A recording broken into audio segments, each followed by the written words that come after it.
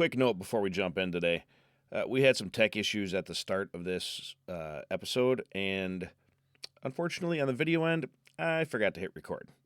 So, those of you who like to watch Echoes Unfiltered on video on Spotify or YouTube, I apologize, but I will have numerous pictures from my guest today, who I love this conversation, but I'll have numerous pictures from my guest on overlay on this video. So, God bless. Real talk, raw faith, stay unfiltered. Welcome back to Echoes Unfiltered. I'm Sam Stratton. Today I have a special guest on. His name, Bill Hatounian. Now, Bill was a chopper pilot during Vietnam, and I have been really excited to have this interview and cannot wait to hear some of his experiences that he had. So with that, Bill, I guess number one, how you doing? And tell me a little bit about yourself. I'm doing just fine. I'm happily retired and just getting along. Getting along to get along. Okay, so what year did you join the military? I joined the Army in September of 1966. Now, September of 1966, was the drafting going on yet? Oh, yeah, big time.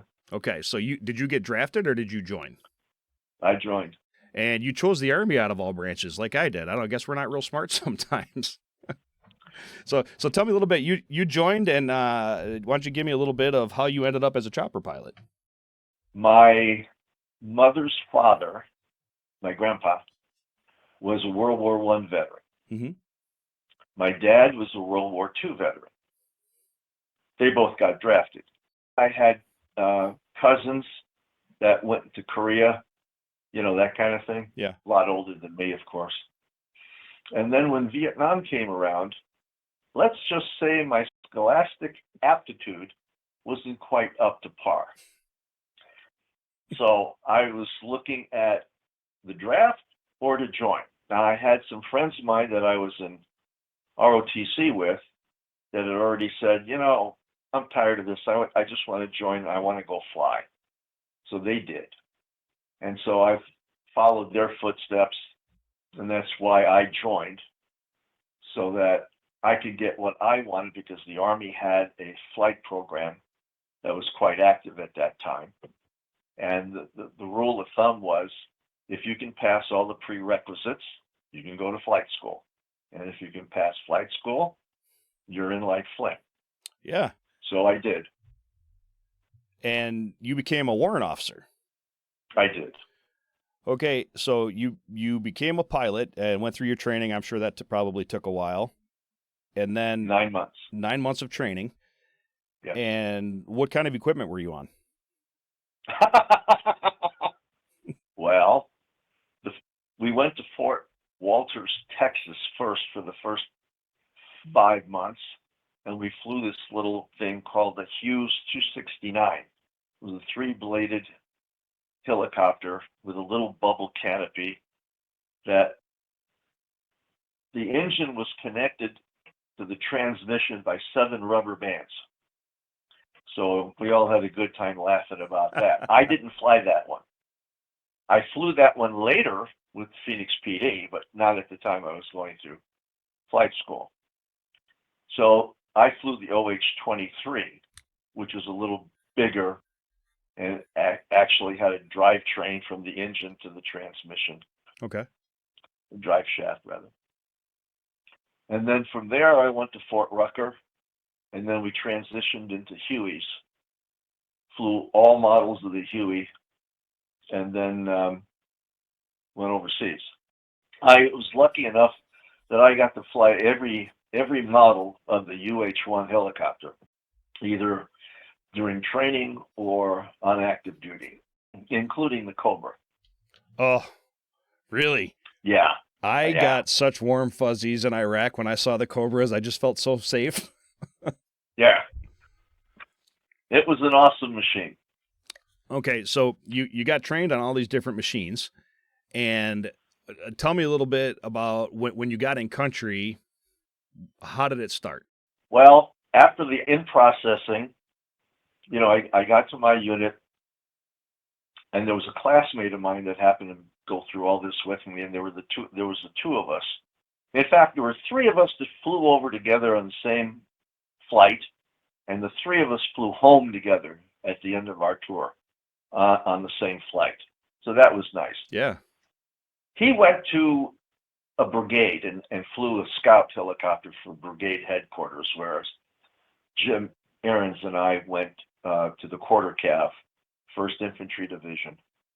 When we were checking in after we landed, and the next morning they had this big sheet of paper on the board and it's telling you where you're going, and it says 1st Infantry Division. You're going, wait a minute, I'm a helicopter pilot. Why do I want to go to Infantry Division? What is this all about? Yeah. Well, yeah, it was kind of scary. But, we're brand new. What do we know?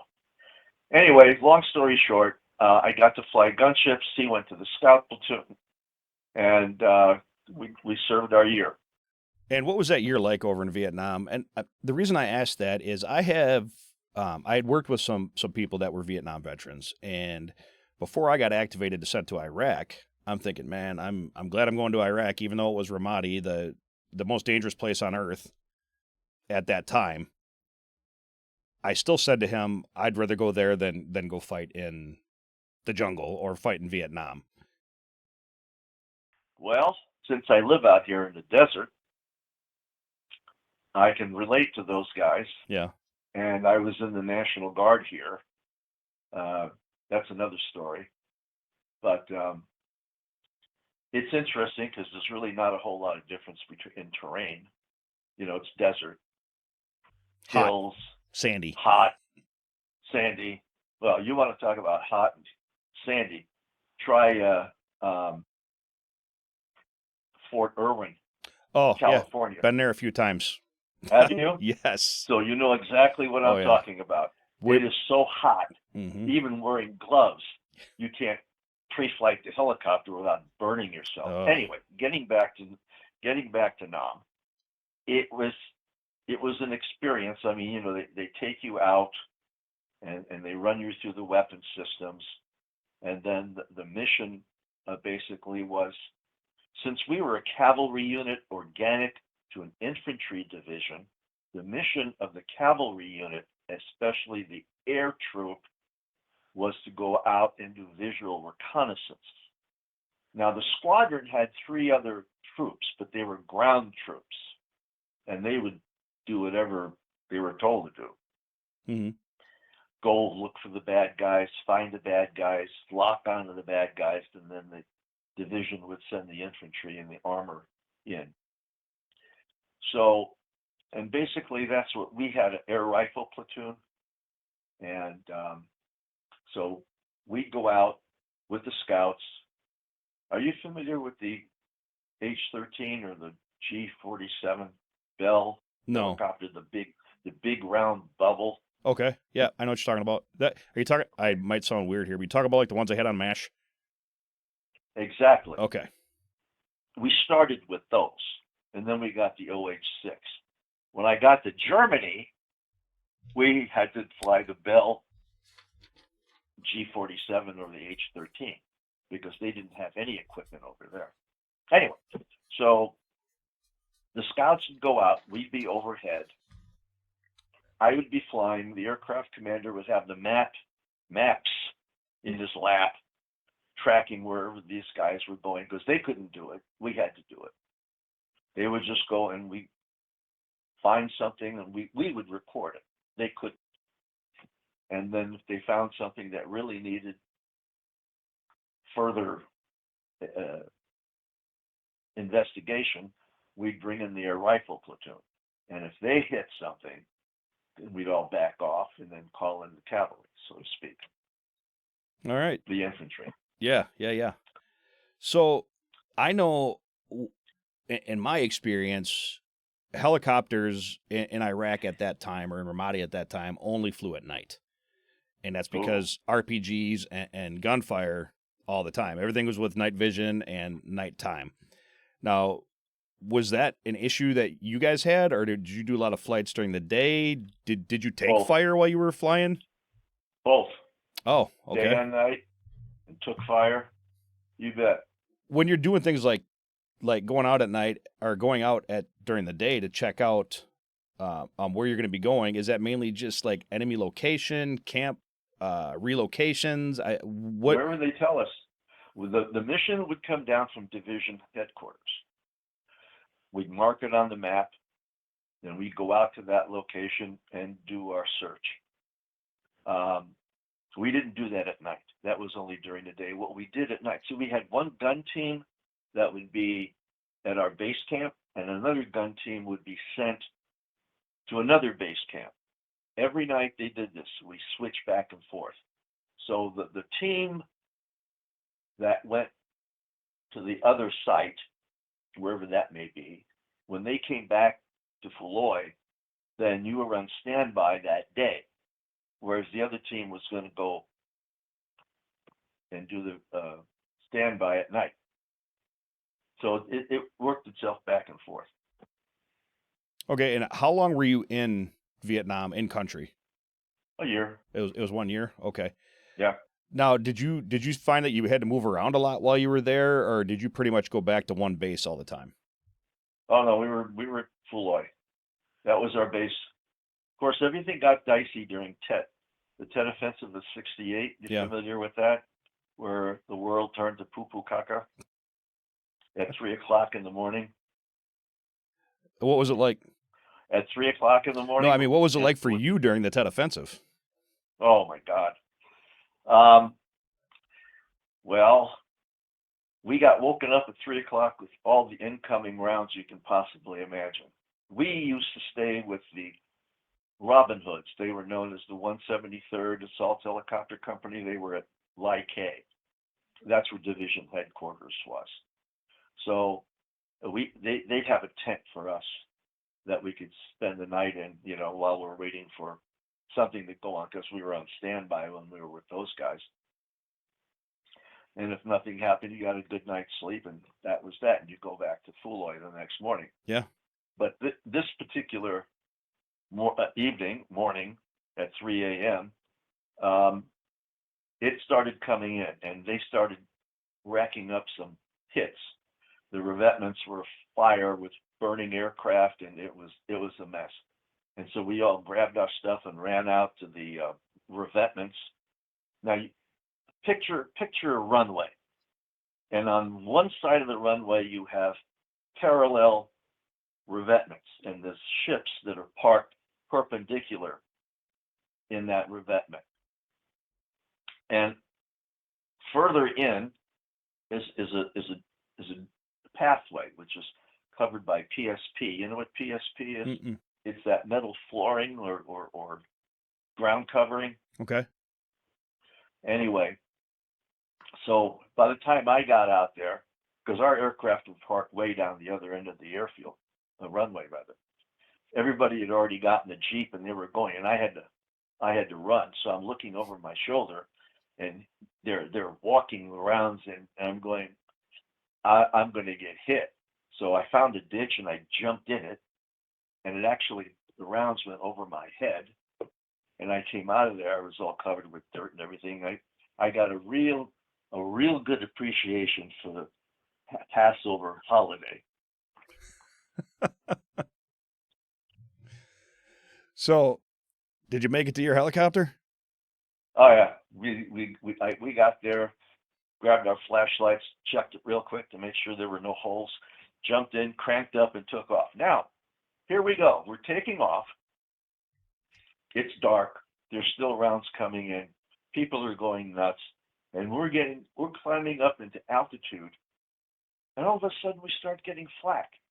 And I look at my aircraft commander, and he looks at me, and I said, "Is this Germany in World War II?" Because that's what it was, flak. And what they had done is they'd taken the mortar rounds and put proximity fuses on. So they'd shoot them up, and boom, Skyburst. Luckily, we didn't take it. Huh? Skyburst. Yeah. Luckily, we didn't take any hits. But I certainly felt for those B-17 guys. Yeah. And when you went out on a mission like that, what's your fly time? I mean, how long are you in the air? Well, a Bravo model helicopter had about an hour and a half.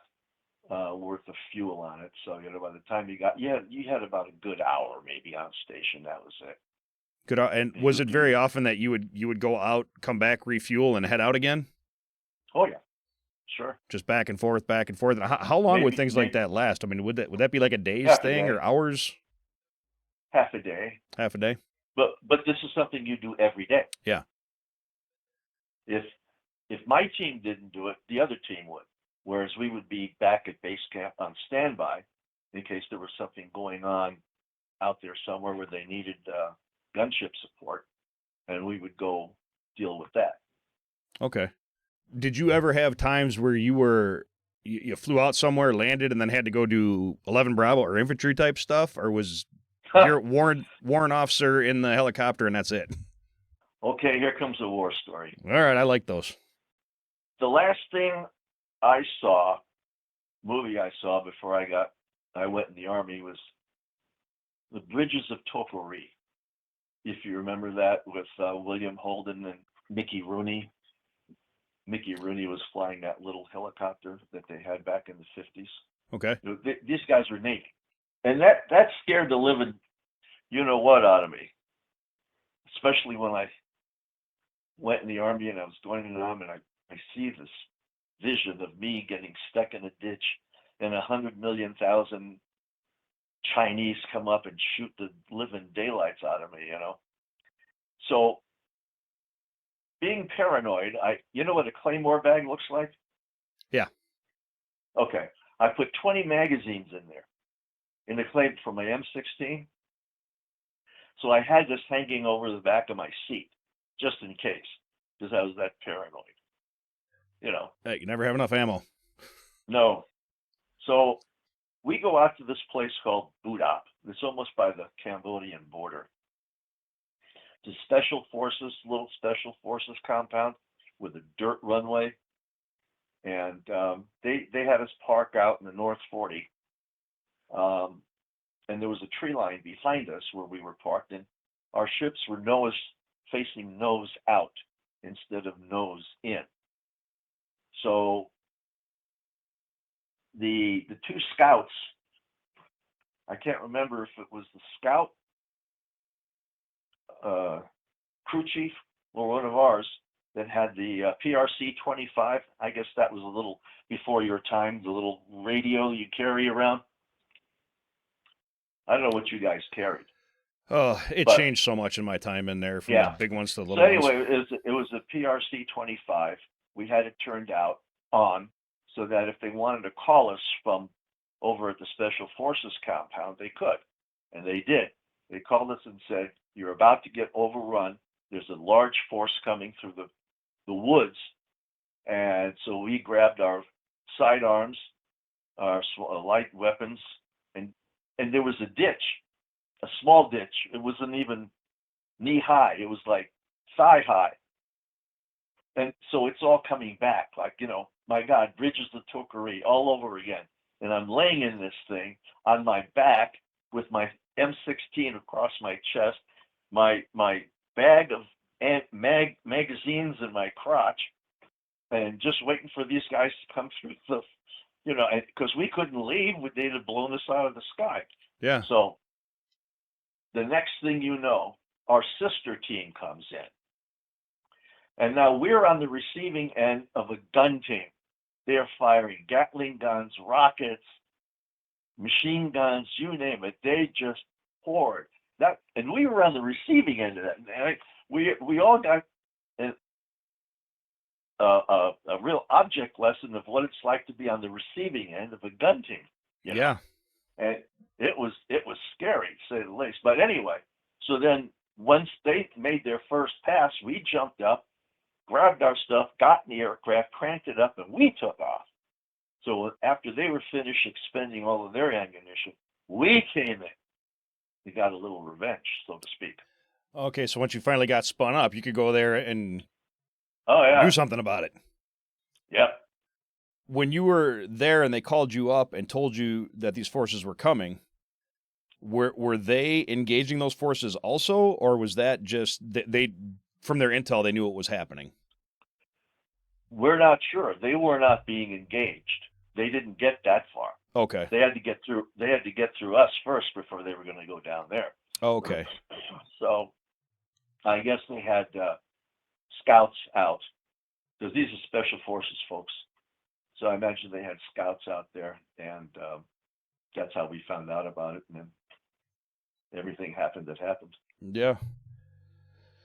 So we all know the stories. I don't say stories as if they're not true because I know they are, but we all know the stories of how Vietnam veterans were treated when they got home to the States. Um, what was your experience like when you got home?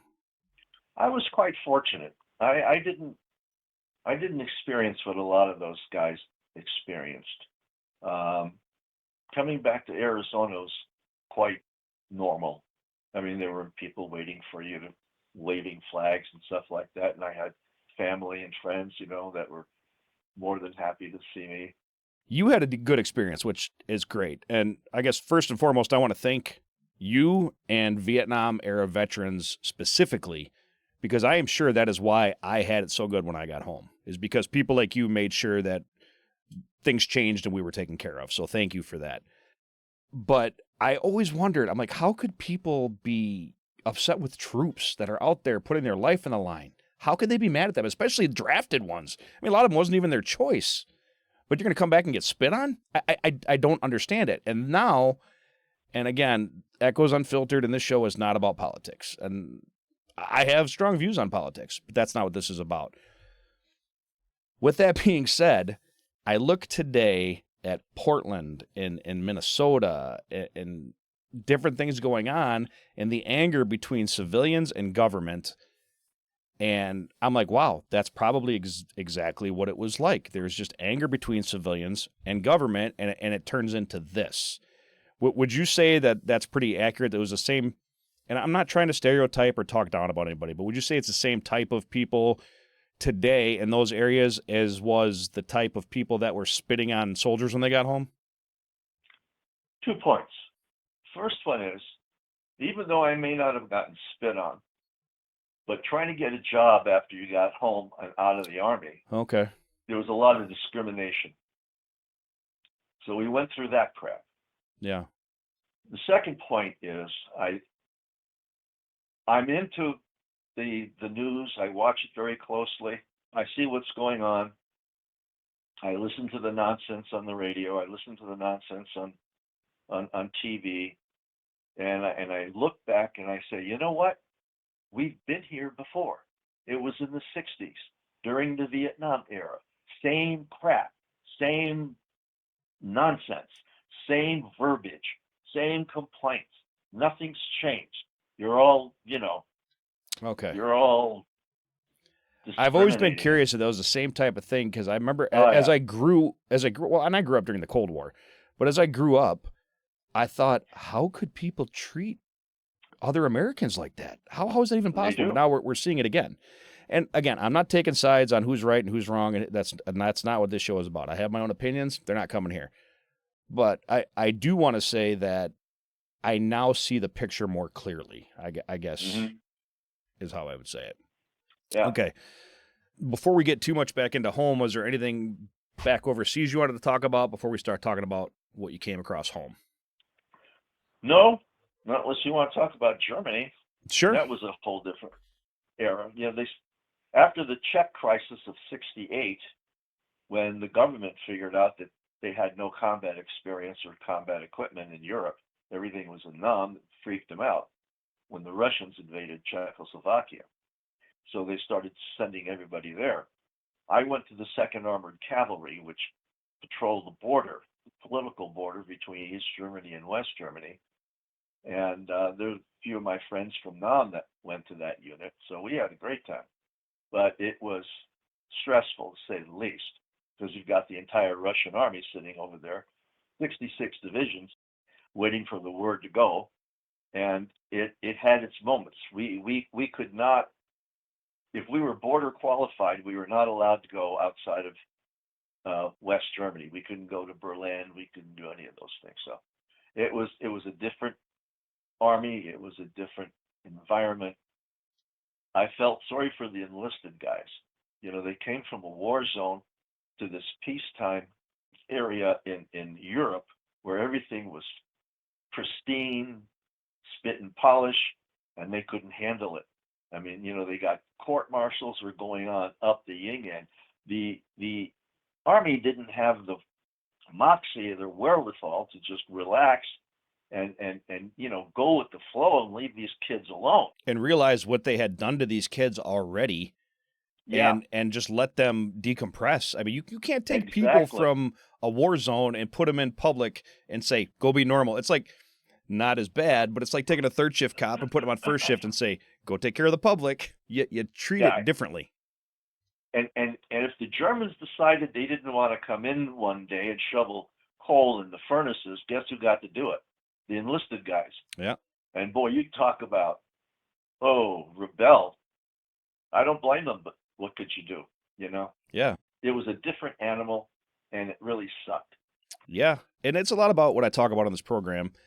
And I don't know if you've had a chance to listen to any of my episodes yet, but it's about, PTSD and trauma. And unfortunately, World War I, it's shell shock. It's, we have different names throughout the years for what soldiers go through when they're in war. Mm-hmm. And you were taught, and I was taught, and your dad and your grandfather were probably already taught, men don't talk about their feelings. Men suck it up and drive on. That's how we handle things. And I did that for many, many years. Many years, I just suck it up and drive on. Yes, this sucks. As a cop and as a soldier. But what I'm trying to normalize here is let's talk about it. Let's get it out there. Let's talk about these things, because when you start talking about these things, you can get past some of the trauma and live a quote unquote more normal life. Whether that is more normal or not, I don't know. But that's my objective here, is to get men and women who served or have been through trauma just talking about it again. So you got home, you didn't get spit on, you had a good experience that way, but you said finding a job was really hard. Mm-hmm. Was that because there was too many people and not enough jobs, or because, you were a soldier, we don't want you? I can't say, but that's how I felt. There was no proof that what they were doing was discriminating against me trying to get a job with them. I mean, they'd find all kinds of excuses. Yeah. But I did manage to work, because I got home in April of '70. The Army, in its infinite wisdom with Department of Defense, decided to have a reduction in force and started sending people home 6 months early before their obligation was over. So I was supposed to have been in Germany until October, but instead they gave me the 6-month drop, and I got out in April of '70. And then I got home, and I had nothing. I had no college degree. I had no skills other than to kill people, that kind of thing. So it was rough overcoming that and getting used to it. And yes, they had, these places where you could go for counseling, but these guys are idiots. They had no idea what was going on or who they were talking to. I don't think back then they had it figured out yet. No. I still don't know that they have it figured out, but I think they're better at it. I would agree. So anyway, long story short, like I said earlier, the Department of Defense discovered that they had all this talent sitting out gathering dust, and they decided they're going to take all of these guys that they just thrown out and build up the Guard and Reserves. And that's what they did. They really built them up. And for those of us that had already, been through all this as far as the training and stuff goes, it was a piece of cake. It was easy just to acclimate back in the military atmosphere.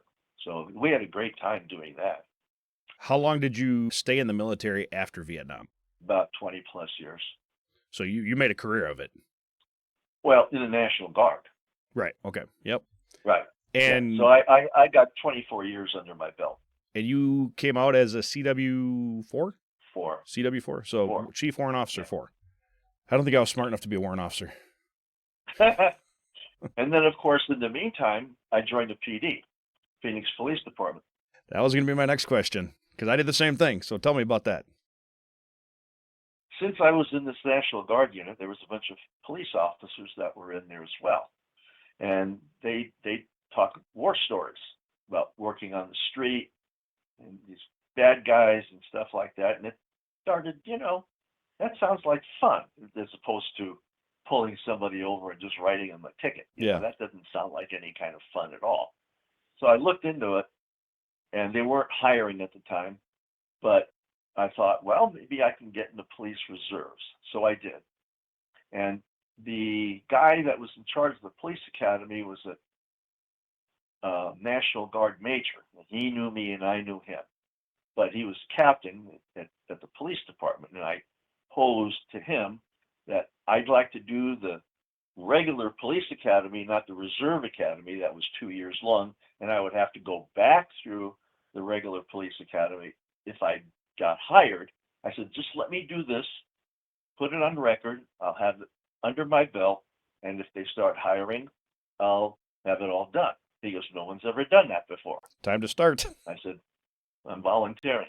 So he checked with the police chief, and I got an okay, and by golly, I went through the PD academy, and I graduated in November of 74, and they had just opened up hiring.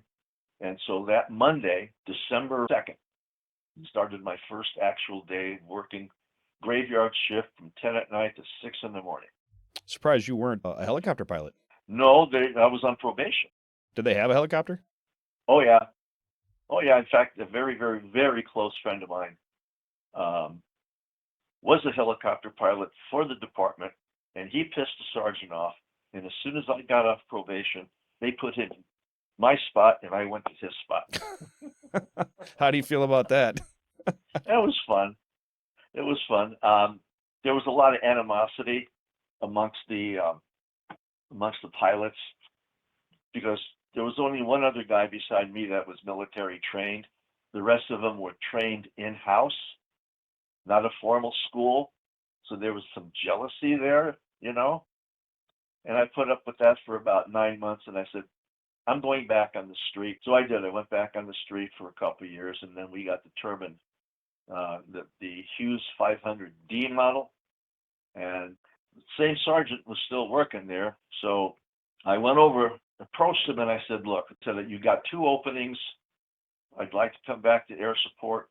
I want to fly the 500D. I said, I'm not going to go through all this crap. If you want me, fine. I'll put in the paperwork if you don't tell me now, so we don't have to play this game. Right. He says, no, Bill. He said, no, Bill, I really need you. I said, okay. So I served there for a year, and then PTSD got a hold of me. They decided, because they didn't know any better, that they were going to put me in an airplane, because I was dual rated anyway, but they were going to put me in an airplane. I was going to have to look out the window with a pair of binoculars. And I said, I can't do that. It just bothers me. And I can't explain why, because we didn't know about PTSD in those days. Yeah. So they said, well, that's not going to cut it. I said, fine, send me back on the street. I liked it there before. I'll like it again later, And that's where I stayed. And I got promoted to sergeant, and then from there I went to lieutenant. That was even more fun. And did you retire from the police department? Mm-hmm. In Arizona? Mm-hmm. 32 years. Nice. A guy I worked with at the police department who was one of the administrator type guys who was also a pilot who moved down to Arizona when he retired. Must be a nice place to go. I was down at Fort Huachuca for AIT. Oh. That was nice. Were you? Yeah, I liked it. Were you in intelligence? My first MOS I was. Ah. It was only intelligence because the amount of information we could gather. Otherwise, it wasn't because I was smart. No, of course you are. You wouldn't be doing this if you weren't smart. Maybe I'm a glutton for punishment. I don't know. But yeah, I was in Arizona just for AIT in the summer. It was hot, but it was dry because I did basic in Fort Jackson, South Carolina, and that was just humid and ugh. It was awful. So I liked Arizona. Are you originally from Wisconsin? Born and raised. Well, Fort Jackson shouldn't, as far as the humidity goes, shouldn't be that much worse.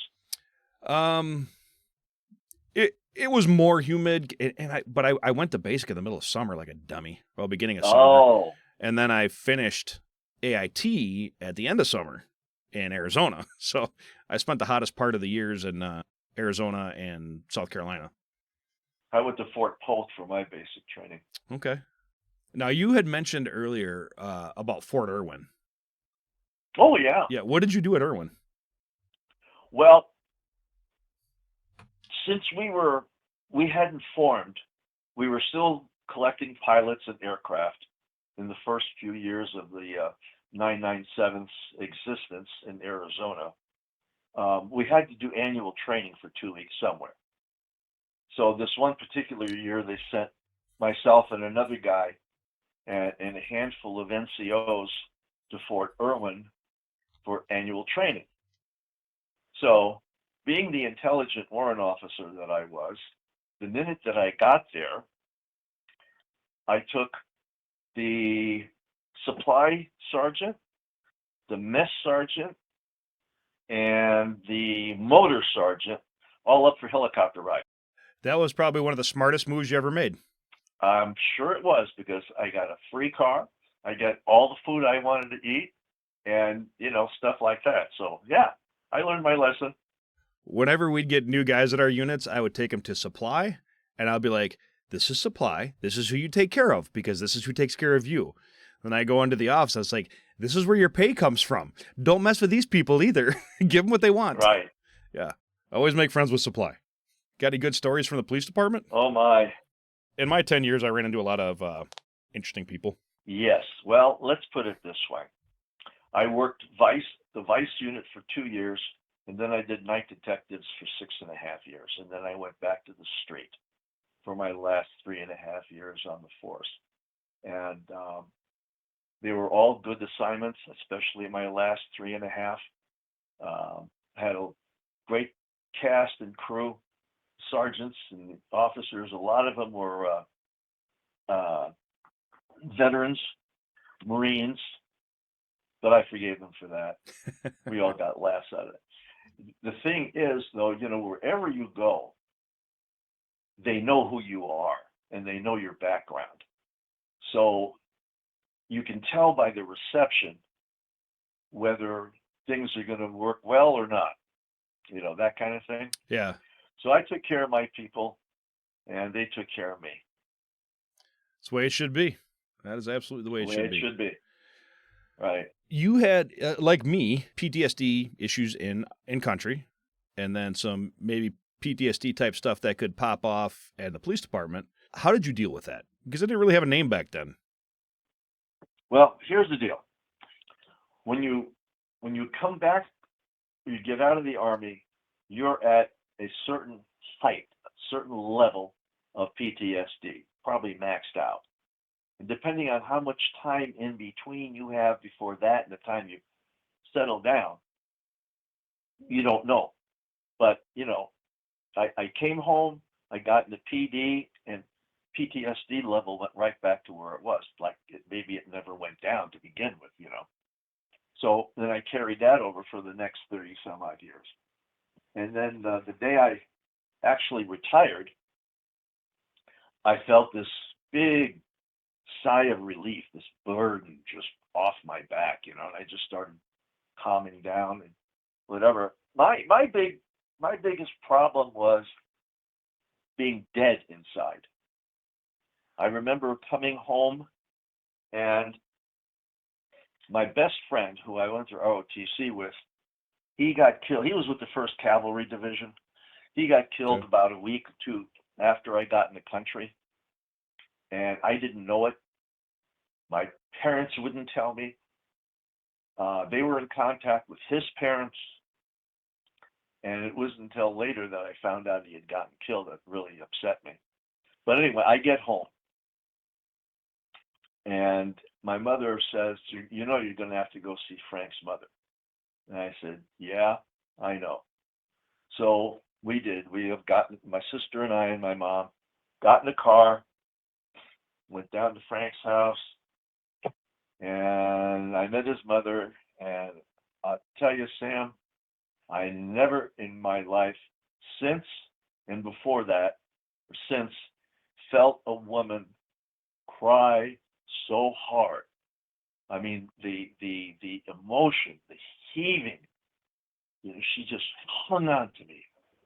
It was just like, oh my God, this poor woman, Yeah. what she was experiencing. I never understood that. I mean, because I didn't feel anything. That was the sad part. Yeah. I felt bad for her, but I didn't feel it.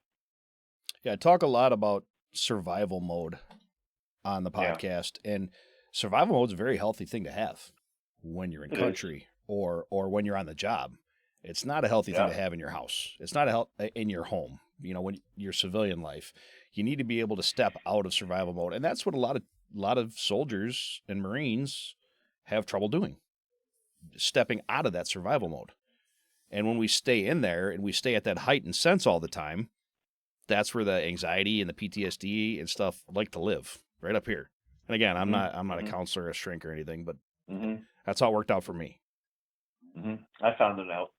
Yeah. It's called an emotional orgasm. Think of it this way. We know what the other one is, but an emotional orgasm has the same effect upon your body, so to speak. And the way I found that was I used to watch, I still do, but not as often. I like Jeanette MacDonald, Nelson Eddy movies. I always was a fan of theirs. And so one time I watched one of their movies called Maytime. And I at the end, I just broke down and cried my eyes out. And I thought, where'd this come from? So I thought, okay, well, anytime it starts building up, watch the end of Maytime and have a box of Kleenex next to you, and you'll feel better the next day. It worked. Yeah. That's what I would do. That was my release. That was my out. I didn't need counselors. I didn't need people to tell me this or tell me that. I just watched that movie, had my emotional orgasm, and I was good to go. That's an interesting way to look at it, and you say it like that, and the people who have listened to Echoes Unfiltered know this because I've said it probably pretty much every episode. But I sat at this keyboard right here at this computer through writing my book and through starting this podcast, just weeping at this keyboard. And that was my finally just the release. God finally just came down, put his hands on me and said, okay, I got you. You're finally looking for me, and I got you. Yeah, it gets better as you get older. See, I'm 80 now, right? So one of the other things I found is something I always wanted to do was write. So back in 2007, after I retired from the PD, I started writing. And I actually have written 12 books so far and self-published them. Now, the frustrating part about it is all this re-editing because it isn't self-publishing. I mean, since nobody is going to give you the time of day and publish your book for you, you got to do it yourself. I've got them published, and there's a lot of me in those books. Now, are those fiction or nonfiction books? Oh, they're all fiction. Yeah, I always have to think about the two. I'm like, non-true fiction. Yeah, okay. No, they're all fiction. They're all fiction books. And where can people find your books? On my website at mynoveltales.com. mynoveltales.com. I will put a link in the description if anybody's interested in looking at Bill's books. It's My Novel Tales. mynoveltales.com. And I will put a link in the description for anybody who's interested in checking out any of his books. I tried to do some research on you, but all I could find on you was your books. You put your name in the computer and then you find your books. That's it. So what I had noticed is it sounds like you have a lot of, like your books, even though they're fiction, are written about places that you've been, like Vietnam and PD and stuff. Is that accurate? Well, I cheat, but yes, it is true. But the way I cheat is called Google Earth, Street View. If I'm writing about something and I want to see where this place is, I'll go down a Street View. That's a good idea. And yeah, it's like being there. Have you found that writing helps you at all as far as emotionally, like with the PTSD? Oh, yeah. Oh yeah. Yeah, it was huge for me too. Like, Yeah. this is about you, not me, but I'm gonna say it anyway. About a year ago, have you told me that on February 2nd, 2026, I'd be sitting here talking to you on a podcast and talking about a book that I wrote, I would have called you a liar. I'm like, number one, I don't even really like reading that much. I'm a good reader, but I don't retain well. And number two, I never even listened to a podcast in my life until I started Me this either. one. I mean, I had my ideas on, here's the book. Here's why I did the book. I'll start a podcast, talk about the book. And God said, you're right about everything you're doing, but you're wrong about why you're doing it. And now it's become a lot more clear that I'm doing this not to advertise the book, but I'm doing this to help people with trauma. That I believe Hmm. I was called to the ministry when I was a kid, and I believe this is my ministry. Yep. Yep. There's a couple of books that have got a lot of me in it, and it helped me release some of the pent up frustrations, if you will. What's kind of curious about that and cool is that it's a fiction book, so you can kind of correct me if I'm wrong, but you could probably kind of step outside of yourself and write about you and like look at yourself almost in the third person. And I can Exactly. see how that would be really helpful. Oh yeah. Oh yeah. Yeah. So people with trauma out there, try writing. Just try it. It might work. I never thought it would be for me. It might be for you. Find a movie that makes you cry and then stick with it. Yes. Find a movie that makes you cry. There you go. That you admit to. I didn't cry when Old Yeller died. You can't prove that. Oh my God! I was just thinking about that the other day. Yeah. You realize they don't show that movie anymore? Really? Well, Bill, I really appreciate you coming on today. It has been an honor to talk to you, sir. Thank you, sir. And whether it's on the show or not, I would love to have more conversations with you. Anytime. As long as you're not as annoying as your cousin, we'll be fine. And I hope Garo listens to this one because Garo, that's meant for you. For those of you who don't know out there, Garo is a really great dude that I go to church with, and his wife Kim, who's been a huge supporter of my book and telling everybody about it. It's been wonderful, and they just have a heart for the Lord, and they're just really good people. And I had mentioned to Garo, I'm like, hey, I'm looking for Vietnam vets to come on Echoes Unfiltered to talk, and he's like, you know what? Let me call my cousin and see if he'd be interested, and that's where we got Bill from here. Here we are. So, Bill, again, thank you so much. My pleasure. And my pleasure, Sam. I'm going to save your phone number, and I hope you don't mind if I give you a ring just to talk sometime. No, not at all. Anytime. All right. God bless, and thank you so much. Thank you. Bye-bye. Bye-bye.